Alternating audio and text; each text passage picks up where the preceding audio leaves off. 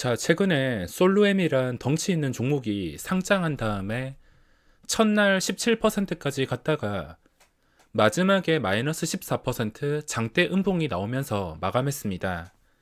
변동성이 엄청났지만 결과가 좋지 않았습니다. 장 초반에 재미를 보신 분들 17%까지 오를 때 재미를 보셨겠지만 고점에서 잡으신 분들은 그 뒤부터 주가가 제대로 반등 없이 끝까지 밀렸기 때문에 정말 힘들었던 종목입니다.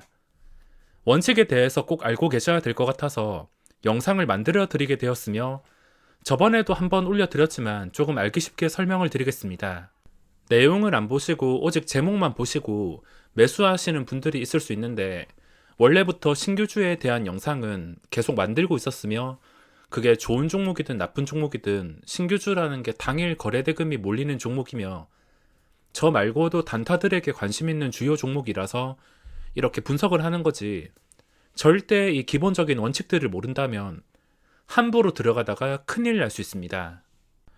우선 솔로엠이란 종목은 제 기준으로 봤을 때 당연히 당장은 매매할 생각이 없습니다. 시간의 거래에 올랐다 하더라도 시간의 거래에서 험매수가 좀 심했습니다. 밑에 일부러 3, 4만 주 받쳐놓고 매수를 유도하는데 신규주가 시간의 거래에서 움직였다면 조심하시는 게 맞습니다. 진짜 괜찮은 종목이라면 정규 시장에서 강력한 거래대금이나 수급과 함께 주가가 좀 예쁘게 올라줄 텐데 꼭 시간의 거래에서 험매수 동원해서 올리는 종목은 그 다음날 결과가 좋지 않은 경우가 많습니다.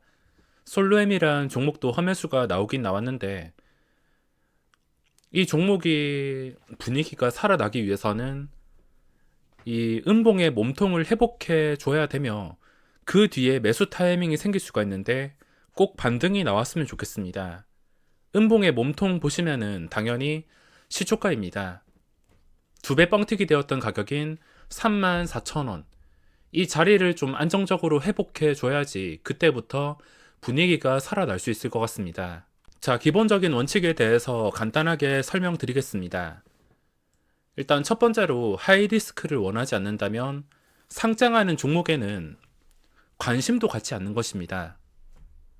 내가 이 상장주들 제대로 공략할 자신이 없다면, 또 순식간에 움직이는 그런 위험한 호가창에 버틸 자신이 없다면 처음부터 매매를 포기하셔야 됩니다. 이거 말고도 시장에서 좋은 종목들은 많기 때문에 진짜 제대로 이 변동성들을 이용할 수 없다면 매매를 포기하는 게 좋습니다. 그리고 두 번째가 매매를 포기하는 게 아니라 내가 어떤 종목이 상장하는데 관심이 있는데 그 종목을 시초가나 아니면 두 배 뻥튀기 된 다음에 VI가 풀렸을 때 매수를 하고 싶다면 마이너스 10%를 각오해야 됩니다. 요즘에 증시에 거래대금이 많아서 스몰캡 종목들은 상장하고 나서 처음에는 결과가 좋았지만 시가총액 규모가 있는 종목들 힘을 못 쓰고 뻥튀기가 안 되었음에도 무너진 종목이 있습니다. 진짜 스몰캡 종목을 시초가나 VI가 풀렸을 때 매수를 하고 싶다면 어째 되었든 간에 그게 틀렸을 때 마이너스 10%를 각오해야 됩니다. 매우 위험한 방법이며 반대로 그게 떨어지지 않고서 상한가를 갔을 땐 그야말로 대박입니다. 상한가에 그 다음날 높은 갭상승까지 그리고 장중에 튀어오르는 가격까지 수익을 낼 수 있기 때문에 말 그대로 하이리스크 하이리턴, 돌아오는 게 많은 만큼 10% 정도는 각오를 해야 됩니다. 저는 이 방법을 잘 사용하지 않습니다. 왜냐하면 신규주는 주가가 상승할지 하락할지 그거를 예측하는 게 불가능한 이유가 첫날에는 당연히 공모주주, 기관이라든지 개인이라든지 청약을 넣은 사람들의 물량들이 나오게 되어 있습니다. 거의 대부분 나온다 보시면 되며, 그리고 구주주까지 섞여 있을 경우에 이 두 개의 물량들이 다 나오면서 개인 투자자가 이 물량들을 소화하게 됩니다. 단순히 개인 투자자가 이 물량을 매수했을 때 주가가 오르기 위해서는 제대로 된 주포가 있어야 되는데 기간의 수급이 아니더라도 상관없습니다. 어쨌든 거래량을 발생하면서 주가를 올리면서 사줄 수 있는, 실제로 주가를 올릴 수 있는 주포가 있어야지 주가가 올라갈 수 있습니다. 하지만 단순히 시가총액이 작다고 스몰캡 종목이나 아니면 유통 물량 작다고 누구나 아는 정보로 단순히 개인 투자자만 이 종목을 모조리 매수한다면 주포가 없기 때문에 주가는 올라가기 어렵습니다. 단순히 개인 투자자들끼리 매수한다고 신규주가 올라가는 게 아니라 품절주라 하더라도 상관없습니다. 유통 가능한 물량이 10%라도 그 10% 물량을 전부 개인 투자자가 확보한다면 주가는 당연히 올라갈 수 없습니다. 확실한 주포가 있어야 되는데 첫날의 상승 하락을 예측하는 게 불가능한 이유가 이 주포가 들어올지 저도 알 수가 없습니다. 구주주, 공모주주 나가면서 주포가 들어올지 알 수가 없다는 겁니다. 그 주포가 아닌 이상 이 종목에 들어와서 주가를 올리자, 아니면 이 종목은 그냥 포기하자, 그냥 개인 투자자만 산다면 당연히 주가는 떨어질 수밖에 없습니다. 얘들이 들어올지를 저도 모르기 때문에 첫날에 매수를 하는 것은 엄청나게 위험한 투기입니다. 대신에 이게 맞아떨어질 때 그야말로 대박입니다. 상한가는 기본, 그 다음 날에도 높은 갭상승, 이런 상승들을 먹을 수 있기 때문에 투기 목적으로 들어오시는 분들이 많지만 저는 이번 방법은 진짜 해보고 싶은 상황이 아닌 이상 피하시는 게 좋다 생각합니다. 진짜 들어갈 거면 비중 조절을 해야 되는데, 예를 들어서 저 같은 경우에는 하루 이틀 손실이 좀 크게 나면 300만 원 정도 날 때가 있습니다. 큰 손실을 감수하고 내가 만약에 실패했을 때 10%까지 손절을 할 수가 있다. 그렇게 계산을 한다면 300만 원, 3천만 원으로 10% 날려야 300만 원입니다. 그러니까 3억치 들어갈 수가 없고 딱 3천만 원까지만 진짜 마음에 드는 종목이 있다면 아주 가끔 시초가에 공략을 하기도 합니다. 만약에 3천만 원이 아니라 3억치 들어가서 이게 맞아 떨어지면 초대박이겠지만 만약에 이런 식으로 주가가 내려가 버린다면 끝장입니다. 한 방에 3천만 원이 날아간다면 저도 이걸 복구하는데 상당한 시간이 소요가 될 것입니다. 자신이 감당 가능한 손실 범위에서 모험을 해야 되며 이번 방법은 저는 피하는 게 좋다 생각합니다. 그리고 타 매매를 하면서 신규주 처음에 시작했을 때 당연히 호가창 일일이 지정할 수 없을 정도로 정말 빠르게 움직입니다. 좀 넉넉하게 주문을 넣거나 시장가로 넣어야지 체결될 만큼 시가총액이 한 수십조짜리가 아닌 이상 정말 빠르게 움직이는데, 신규주가 아니더라도 일반 종목에서 내가 봤을 때 호가창이 그런 식으로 움직이고 있다면 매매를 포기하는 게 좋습니다. 저도 단타이긴 하지만 이미 주가가 올라간 상태나 아니면 호가창이 눈으로 읽기에 시장가로 주문을 넣는 게 아닌 이상 따라잡기가 힘들게 움직인다면 저는 그 종목을 매매하지 않습니다.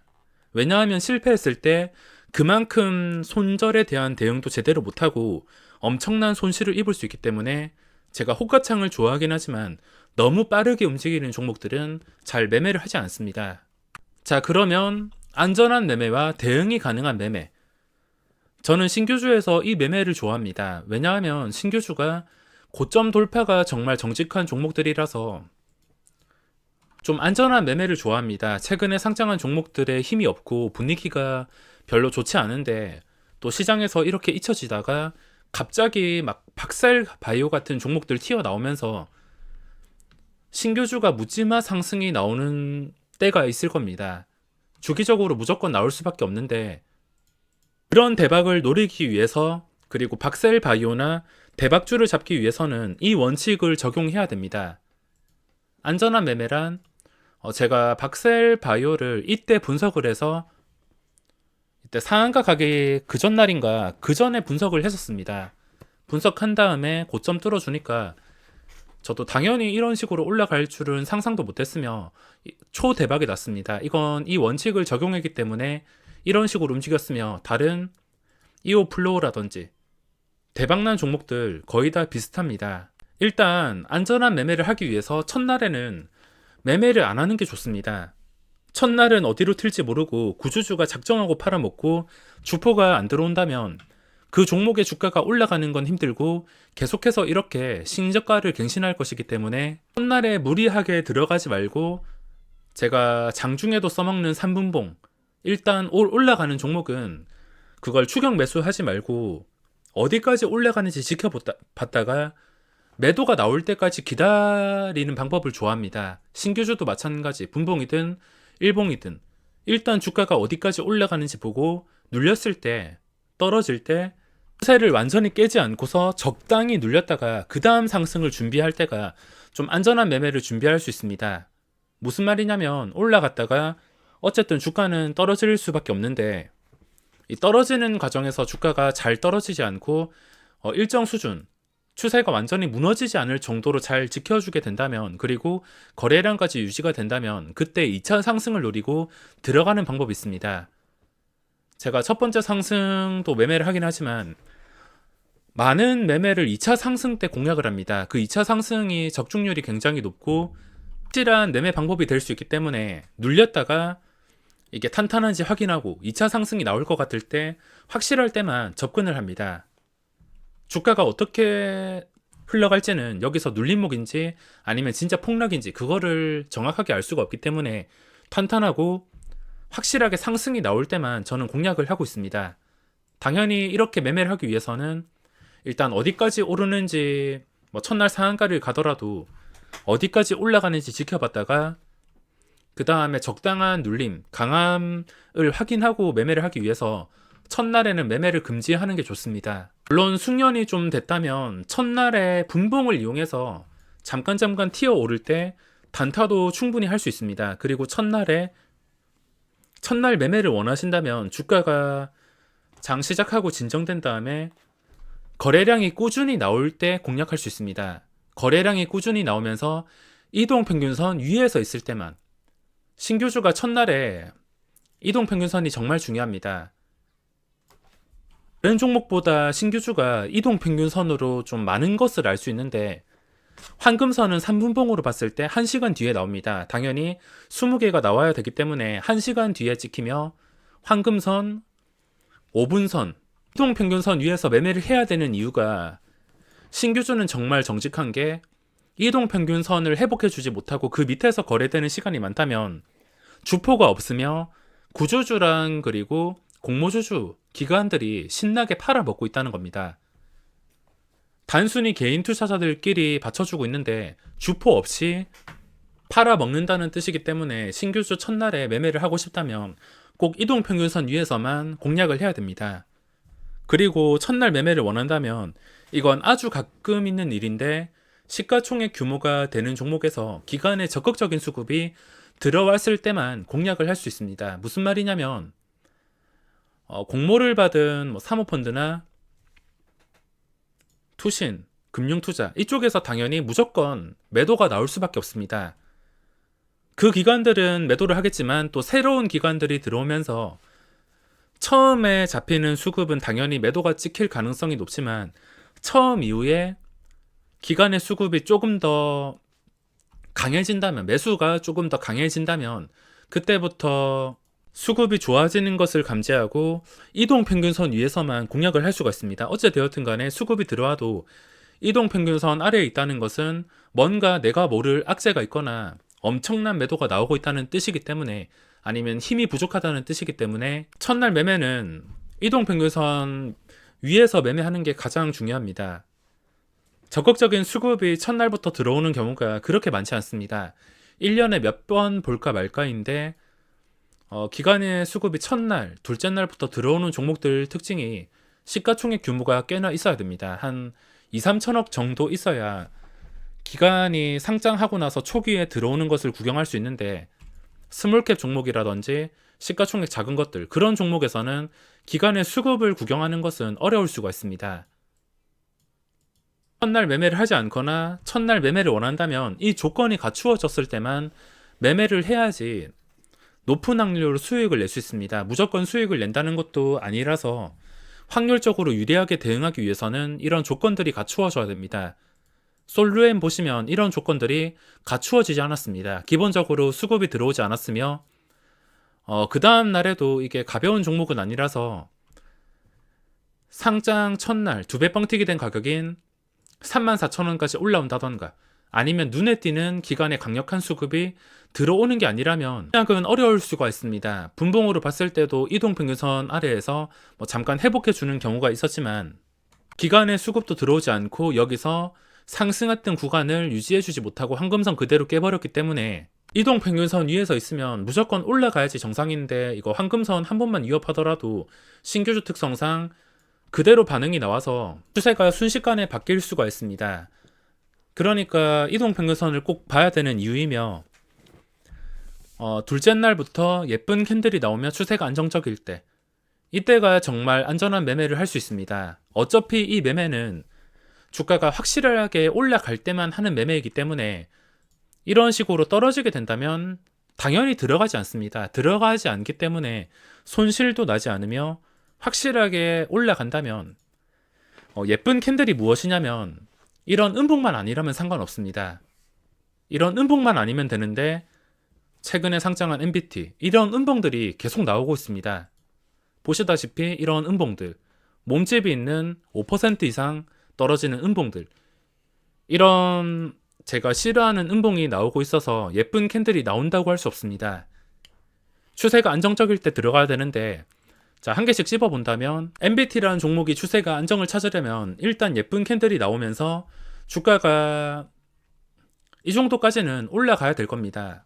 첫날 시초가나 근처라도, 그 전에 고점이라든지, 시초가까지는 아니더라도 그 전에 고점까지는 올라가서, 만약에 단숨에 올라간다면 거리가 꽤나 있는 편이기 때문에 바로 따라 잡는 게 아니라 하루 이틀 3일까지 봤다가 올라갔던 자리 유지해 줄 때, 그때만 들어갈 수 있습니다.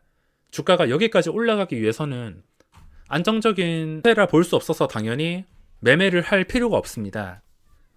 예쁜 캔들이 나오면서 추세가 안정적일 때, 신규주가 추세에 정말 정직한 종목들이라서 선진 뷰티 사이언스 같은 경우에도 대충 봤을 때 첫날 상한가라든지 최근에 떴던 음봉 몸통, 거리가 가까워서 이 정도 가격만 잡는다 하더라도 회복해서 하루에 5% 이상 떨어지는 음봉만 나오지 않는다면 이 뒤부터 주가는 고점을 뚫어줄 가능성이 있습니다. 내려간다면 당연히 잡지 않겠지만 여기를 회복해 준다면 이야기가 달라질 수 있습니다.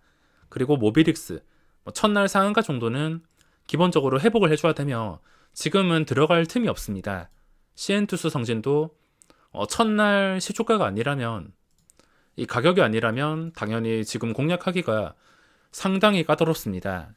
지금 신규주들 최근에 올해 상장한 것들 보더라도 안정적인 자리, 첫날의 고점이라든지 첫날의 시초가, 이 자리까지 올라가기 위해서는 거리가 꽤나 멀기 때문에 당장은 공략할 종목은 없습니다. 이 정도만 알고 있더라도 꽤나 안정적으로 매매할 수 있으며, 지금 제가 말한 게 뭐가 뭔지 잘 모르시는 분들은 그냥 안전을 위해서 상장 초기에는 관심도 갖지 않는 게 좋을 것 같습니다.